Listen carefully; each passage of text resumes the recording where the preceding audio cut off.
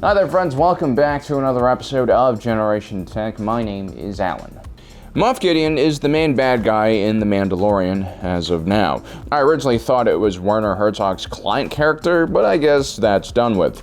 So far, Moff Gideon has kidnapped the baby Yoda, destroyed the Razor Crest, and is generally proving to be quite a nuisance. And somehow he's managed to do all of this without an Imperial Class Star Destroyer. Every major Imperial baddie worth their coat cylinder at least had a single Star Destroyer under their command. It was the perfect size ship and gave commanders the flexibility to deploy an entire military force within minutes. If you think about it, Moffs are supposed to be sector governors. There were only around a dozen or so of these guys in the entire Empire, so they were really important. So why doesn't Moff Gideon have a Star Destroyer?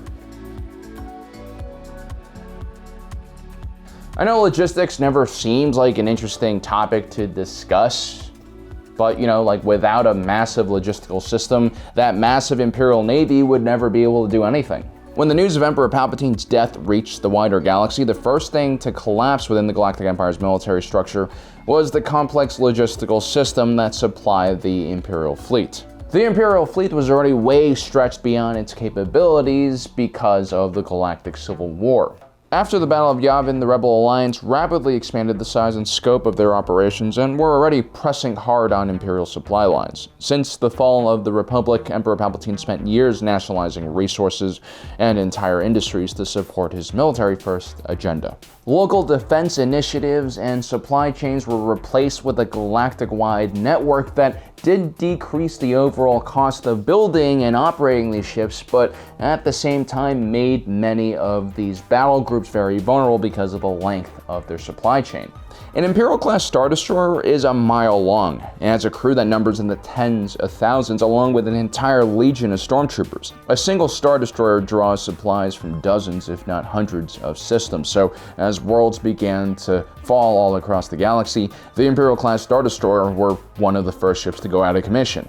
In The Mandalorian, the Imperials under Moff Gideon's command seem to be hiding out in the Outer Rim. The Imperial Remnant has managed to hold on to some small resource depots like their Rhydonian mining installation on Morak.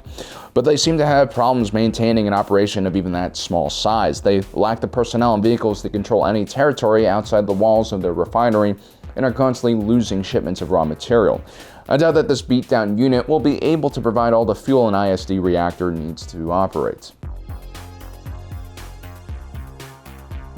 Now, of course, it is possible that Moff Gideon would somehow be able to scrap together enough men and resources to keep an ISD operational. We're not really sure what the full extent of his operation is. But from all accounts, the number of Imperial-class Star Destroyers in the galaxy started going down drastically after the Galactic Concordance Treaty was signed. The bulk of the galaxy's ISDs were destroyed in the terrible period of fighting following the Battle of Endor and leading up to the Battle of Jakku. The Rebel Alliance's navy would grow massively and began to harass and round up remaining pockets of Imperial resistance. At the same time, Fleet Admiral Gallius Rax, protege of Emperor Palpatine, was carrying out the late Emperor's contingency plan, which involved pulling large Imperial forces into ambushes and just basically destroying the Imperial Navy. I mean, at one point, Gallius Rax was in direct communications with the New Republic High Command and giving them information about troop movements. The Emperor wanted this to happen because he was really pissed that the Empire failed to save his life. His thinking was that if he couldn't have the Empire, then no one should. An influx of new capital ships, including the Starhawks, swelled the ranks of the New Republic Navy, and soon Imperial-class Star Destroyers were being hunted in every corner of the galaxy. Imperial refit and repair stations soon were overrun, and then even major shipyards like Fondor and Quat were taken by the New Republic. Brand new Star Destroyer hulls that hadn't even been outfitted for combat were basically stolen by the New Republic in many different occasions. Many of these half-finished ships ended up being converted into Starhawks. Months before the Battle of Jakku signaled the end of hostilities for the Galactic Civil War, it was becoming increasingly hard for Imperial Navy forces to operate Star Destroyers, and many of the Imperial-class Star Destroyers we see left in action were operated usually by skeleton crews.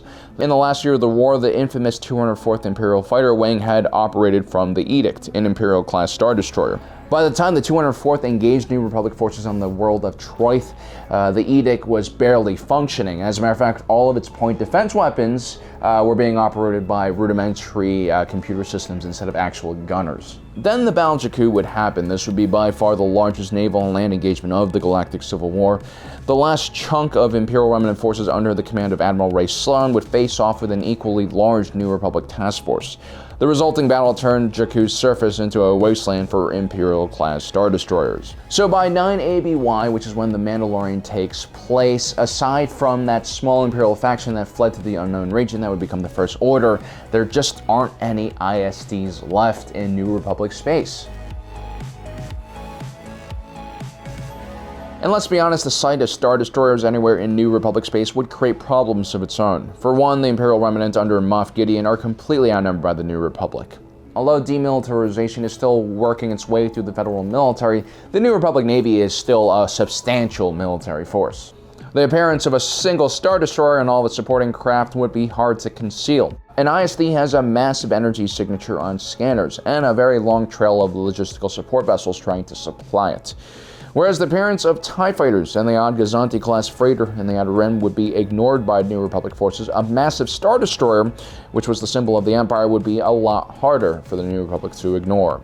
The Imperial Class Star Destroyer was also created for another era, and if you follow this channel a lot, you know our criticisms of this design. The ISD had a massive amount of direct fire weapons, aka turbo lasers, and they were incredibly deadly at short ranges and broadside exchanges, but these type of exchanges of fire have not really taken place since the Clone Wars period.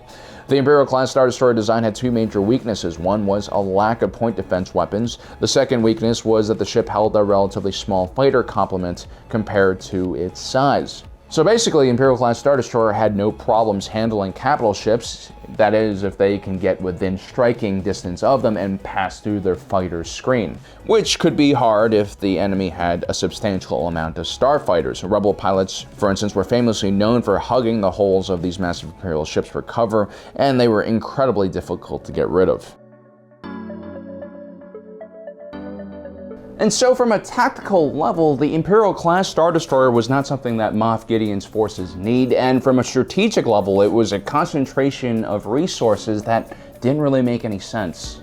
I mean, some would argue that the ISD never made sense at all, and that the Empire should have spent more money on smaller ship designs like the Arkadan-class light cruiser that Moff Gideon is currently using as a command ship. For the price of one large Star Destroyer, the Empire probably could have fielded dozens of light cruisers, and this would have greatly expanded the range that the Empire could patrol and keep under control. The Imperial Class Star Destroyer was a battleship, a relic of the past that no longer was technologically relevant. The reality is, for the Imperial Remnant to survive the next few years, they'll have to adopt some of the same tactics that the Rebel Alliance used against them. This means small mobile fleets screened by small hyperdrive-enabled frigates and starfighters. The Empire will need to keep on the move and stay away from any large escalations of conflict. Remember, the New Republic is heavily swayed by the opinions of its voting citizens, and those citizens are pretty tired of warfare and conflict, and so they're willing to turn a blind eye to minor Imperial transgressions, but probably not towards a Star Destroyer. It's probably in the Empire's best interest to remain hidden at this time and not present itself as a huge threat to the New Republic. Any short-term victories that the Empire could win with a single ISD will eventually backfire because it will be a big enough of a news to mobilize the New Republic military, and it might even reverse their demilitarization strategy, which of course would be bad for Moff Gideon and all of his Imperial buddies. But let me know in the comment section below what you think. Maybe Moff Gideon does have a larger force hiding deeper in the Outer Rim or the unknown territories. Maybe Thrawn's still alive. He has his Chimera ISD. That might still be, functional. It probably has a lot of whale guts around it and stuff like that. But yeah. Also, don't forget to subscribe and hit that notification button down below, guys. And as usual, thanks for joining us today. If you're watching this, you are Generation Tech.